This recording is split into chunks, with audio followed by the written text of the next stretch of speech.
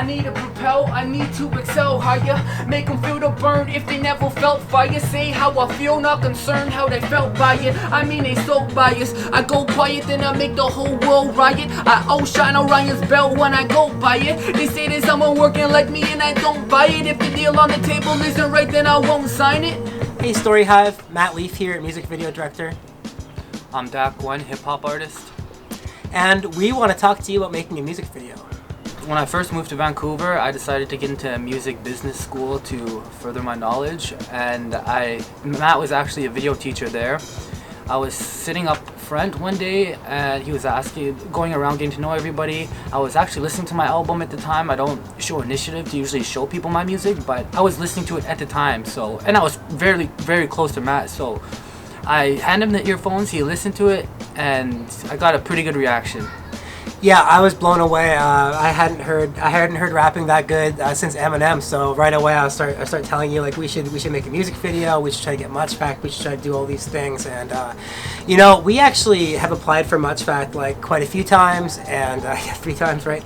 And been denied every time. So the last time, I remember saying to you like, okay, fine. If we get denied Much Fact, we'll just make a video together. And it happened. We got denied, and we made a video for Big Things. Big Things, right? Yep. So what happened after we made that video? Just like no budget, like where do we go from there? I was promoting the video and a journalist actually stumbled across that video while he was writing an article for Noisy. It was Saskatchewan hip hop, and that video had just came out, and it was perfect because he was looking for new artists from Saskatchewan.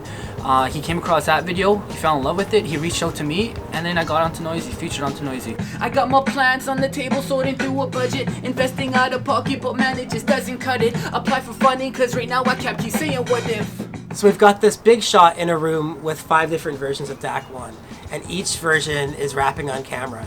And so we have multiple versions of you, and it's all happening with one shot. So we're compositing and overlaying images of him in multiple places in the room. What happens is once we get into the rap and we get further into the music, we actually end up cutting to each individual character.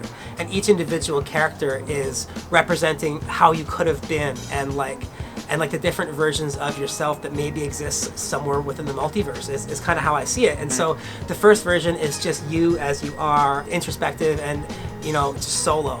And then over here, like we cut to this character, and this character has like a lot of friends, and it just has people all over the place, and everyone's kissing his ass.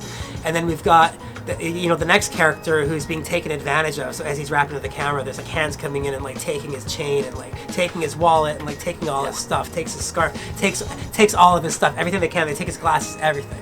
The next shot, we've got the cliche rap version of Dakk'One with like, you know, the material possessions, all of the things that make it cliche about rap is what we're going to be doing in that shot. And we've got the other character, and he's standing by a photocopy machine, and he's playing with it, and he's like rapping to the screen on the photocopier, and then we can actually cut into that shot and see him doing that, and then cut into the actual copies, and that's another way that we're kind of like symbolically getting the metaphor out there of the carbon copy rapping, and like how everything kind of sounds and looks the same. So we're really working with a lot of like visuals and a lot of like artistic merit versus being on the nose. I'm grinding to the sun up, I promise I'll make them love it. These other rappers, man, you do know that they came in dozens. 10,000 on a chain and still they ain't saving nothing. 2,000 in the studio and still they saying nothing. Basically, I figured out if I'm gonna do this, it's gonna come from like people that actually believe in me. Matt has shown me opportunities, Storyhive, you know, to give me that funding to excel to the other level, you know, that we made a really sick video, but we could make a way better video if we actually had funding and actually had a budget to work with.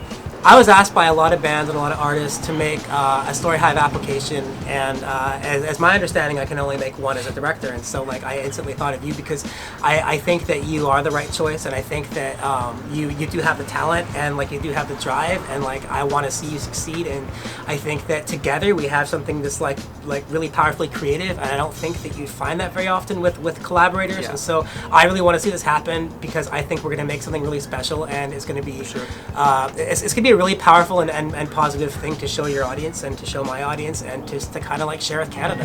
Dedication, my words are medication for the soul. I'm taking every opportunity, you never know. With the funding I can guarantee we gonna blow. Storyhive, thank you for listening to us. We really hope that you consider this application and consider what we have to say, because you'd make a really big difference to both of us. Thank you. Thank you.